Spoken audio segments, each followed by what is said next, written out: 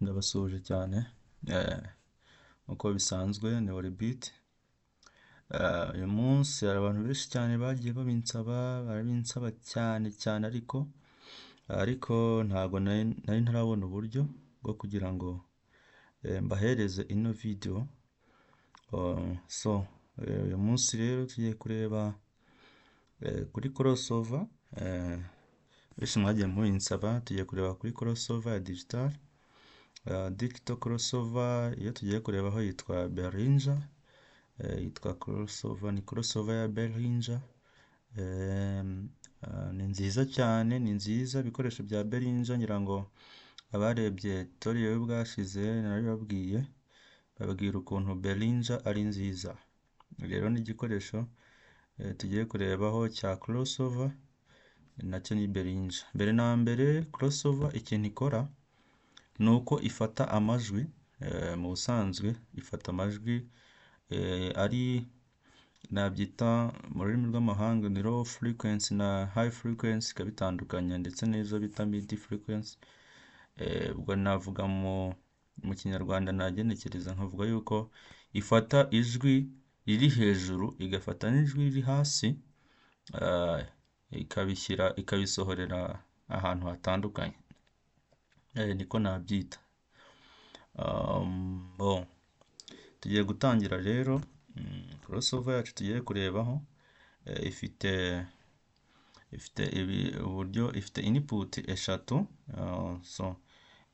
Ifite input eshatu, ikagira na output,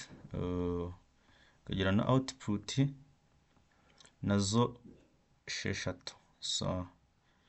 Ndumva aricyo kintu tugiye kurebaho. Turatangira tureba ku ma input, uburyo input zayo zigaragara. Igira input eshatu nkuko nayimbi babwiye, ifite A, ikagira na B, ikagira na C. Izo nizo input tuba dufite.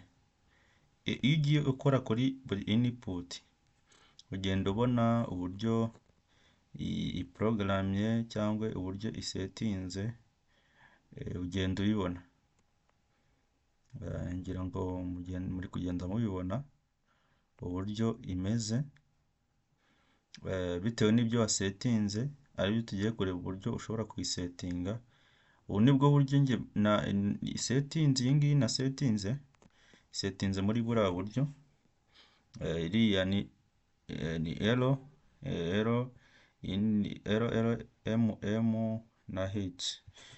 Ubwo nabyo turaza kubirebaho. Nuko crossover yanyu imeze, ifite inzira esheshatu zisohokaho, ikagira eshatu zinjira. Hanyuma rero uburyo bwo kuyiprograma, crossover yacu iba ifite uburyo bwo kuyiprograma. Ngira ngo murabibona, iba ifite iyo bita page, ikagira parameter. Murabona ko ari param ariko ni parameter, ikagira na OK, ikagira na counts. Ya ni amabuto ushobora kwifashisha uri gusetinga crossover yawe. Ikagira n'iki ngiki kimeze nka volume, nacyo nicyo ushobora kwifashisha uprograma. Ngira ngo murareba muri page. Ubu ni ukuvuga ngo hano muri page ndimo ndagenda ndeba, ndi kureba nakanze kuri setup, ndi kugenda ndeba pages zigiye zirimo. Ubwo rero navuga ko iyi crossover yacu iya Behringer iri mu ma crossover navuga ko ari meza cyane, kuko uburyo ibi setinze ni ukuvuga ngo iyo umaze kuyisetinga ushobora kuyiterura ahantu hose ukaba wayijyana ukayikoresha nk'uko imeze, kereka wenda bitewe n'ahantu uri gukorera. Tuba tuvuye kuri setup tugiye kuri sum. Iyi ngiyi rero iyi sum navuga yuko ni nko gufata inzira ukayihuriza mu yindi, cyangwa ugafata ibintu ushaka kugira kuhuriza muri channel yawe cyangwa ahantu ushaka gusohorera ukabishyiramo. Ariko nta nubwo navuga ko aba ari necessary cyane. Yo ntabwo navuga ko aba ari necessary cyane, wayikoresha cyangwa ntuyikoreshe, n'amahitamo yawe. Ariko tukagira ya ma parameters nababwiraga. Ya parameters nababwiraga, iyo urebye neza ubona hari ahantu hari ngo ni RMH, hakagira RR, HH, ukagira RH, ikagira n'izindi nyinshi cyane. Ubundi ifite, navuga ko configuration zayo ifite izo bita out configuration zigera muri enye, arizo dukoresha akenshi. Iya mbere yitwa iba ari mono, yes, aba ari mono. Ya mono rero iba imeze ite?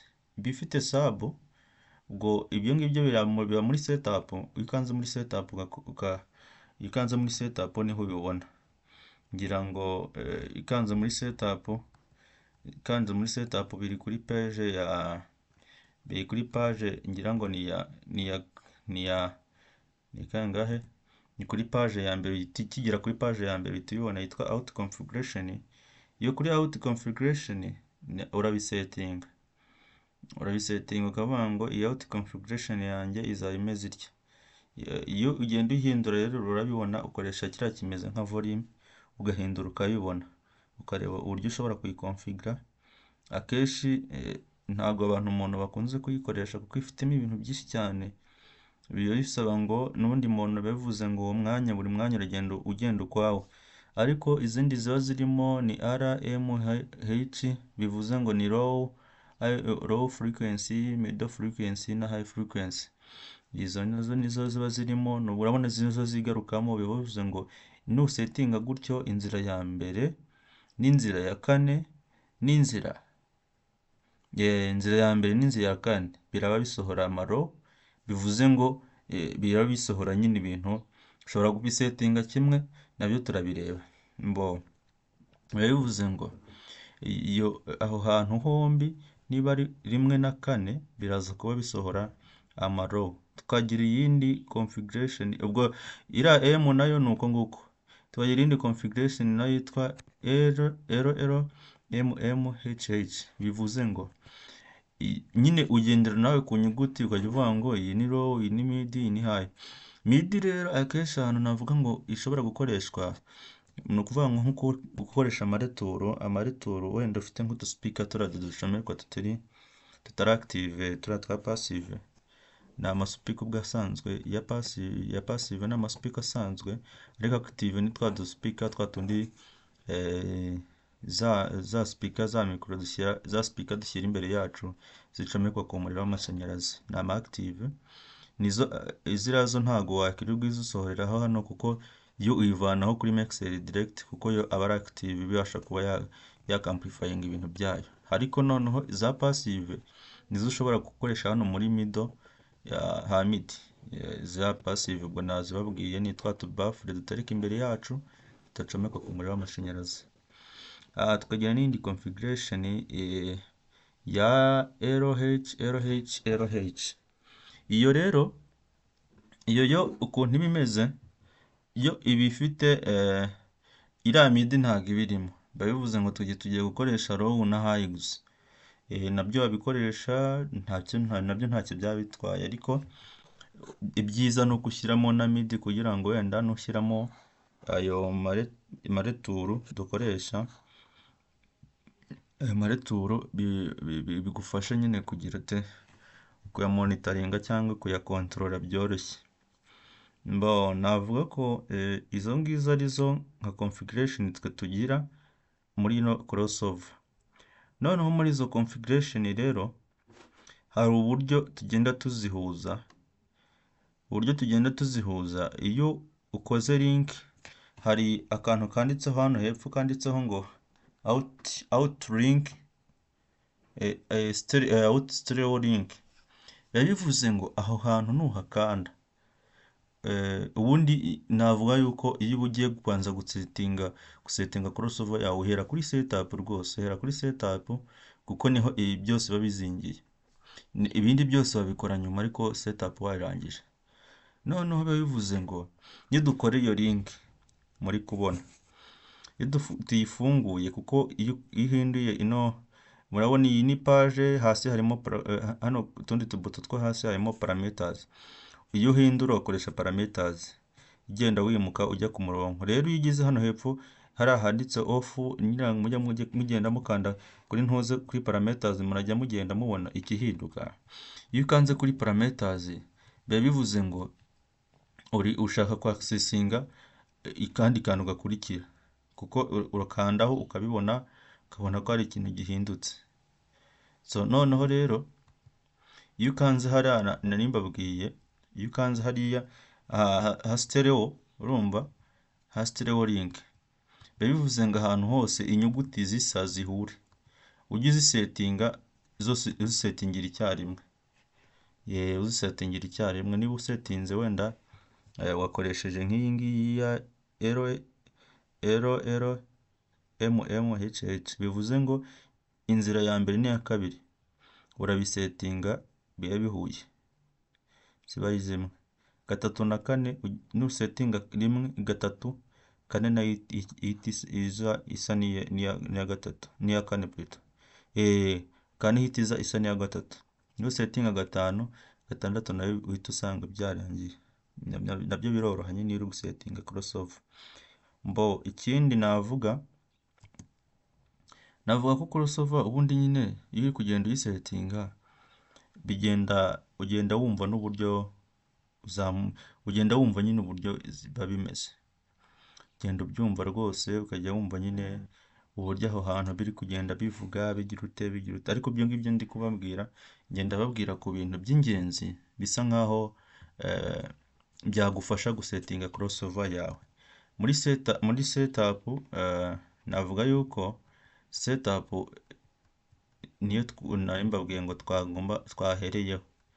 Iyi setup rero page ya mbere na ibiriho iki, page ya mbere ibiriho yes, page ya mbere. Page ya kabiri ibiriho navuga ko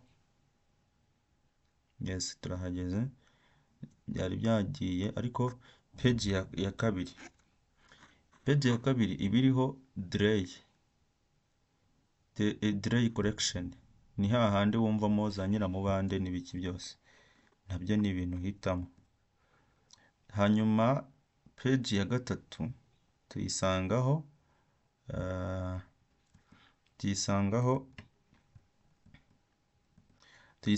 icyo bita copy. Ibi ngibi nabyo ni gufata ibintu ukabikopiya hamwe ku yindi mode.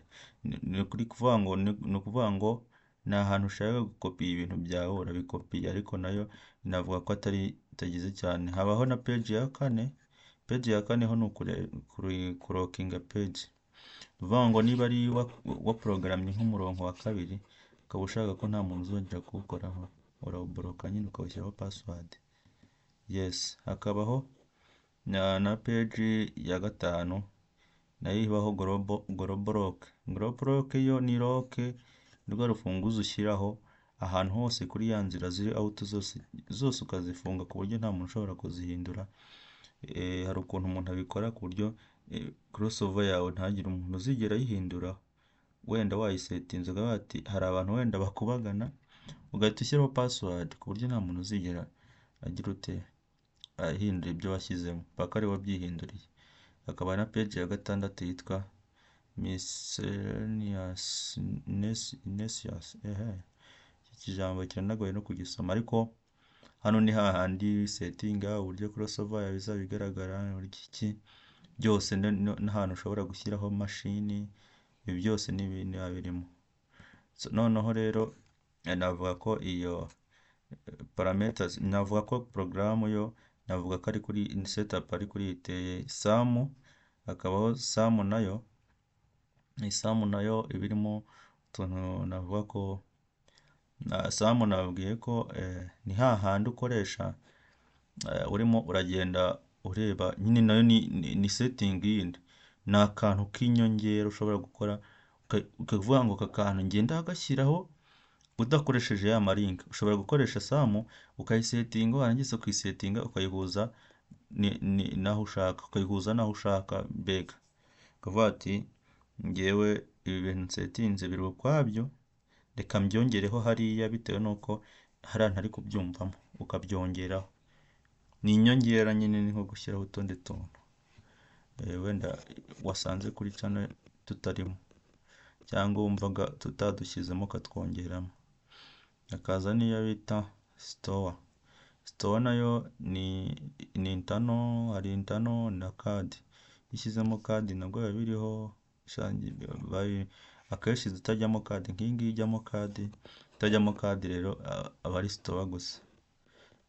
Hari ibigaragara ko ibiriho internal, hari card na store ya internal. Ni ubundi ni ukuvuga ngo store ni ububiko, ni ahantu haba hagiye habitse bya bintu. Ubwo rero iyo ugiye hano kuri ntuze page ya kabiri ubonaho ahantu ushobora gukoresha ubika, hari internal, hari na external. Ubwo rero nabyo murabyumva, hari internal, hari format card, kuyiforomata ukaba wayisibaho ibintu biriho. Hari nanone ahantu ushobora gukopiya, kwa kundi ushobora gukopiya ibintu ukabikopiya ukabibona kuri internal ukabijyana kuri external. Hakaba uburyo bwo nanone bwo kurokinga, ushobora kureba ahantu wagiye urokinga ukabikansoringa, ukabigira ni lock, sibyo? Muri card nanone hakabaho page ya kabiri, nimbabwiye hari page ya mbere gutyo.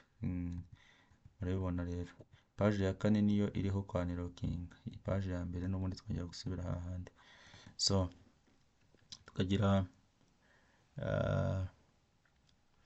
tukaba dutangiye noneho kuri out rero. Tukajya kuri out, navuga ko hano dufitemo akantu nanone, mbere yo tujya kuri out, dufite amabuto ya compare, setup, sum, mute, store, record. Record no gufata ibintu byari biriho mbere, hari igihe uyiforomata. So wamara kuyiforomata, cyangwa hari n'igihe uba utayiforomase, ariko hakaba ari ibintu mwari mwasetinzemo.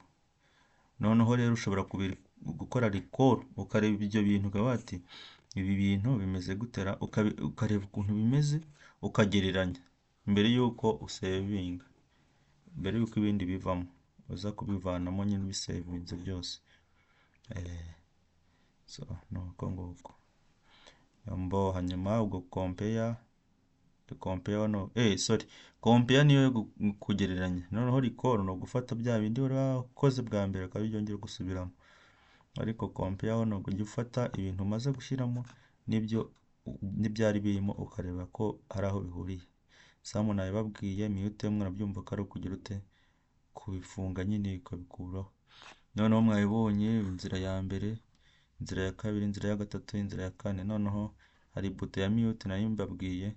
Mute rero iyo ushatse ukanda hariya kuri mute, warangiza ukamutinga inzira ushaka, hitamo inzira ushaka ukayimutinga rwose. Hari kumutinga all cyangwa kumutinga buto, ugenda uyikandaho ushaka kumutinga, cyangwa ukamutinga all ugahita ukanda OK, all uhita ukanda OK.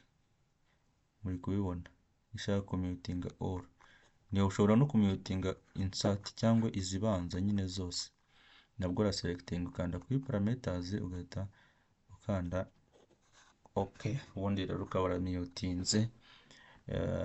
mutinze, noneho rero navuga ko kuri crossover wenda ikintu kigendanye no gusetinga amajwi n'iki, navuga ko ari nk'icyo kintu kiba kirimo ubuhanga n'ubushishozi, cyane pe, cyane rwose. Umva ni ari cya kintu umuntu aba agomba kwitaho, akagihereza umwanya we, ku buryo aza gusetinga ibintu bye nta kavuyo nta ki, mbega ari ibintu bifite gahunda. Ubwo rero mu buryo bwo kuyisetinga nababwira, ubundi crossover iri mu bintu nyine bisaba kwitondera, cyane cyane, ariko kuko iyo ukoze ibintu bitari sawa iragira ute, irabitwika. Nk'uko mwagiye mubibona rero, ibiri muri setup ntawe bitandukaniye cyane n'ibiri mu nzira nyine isohoka.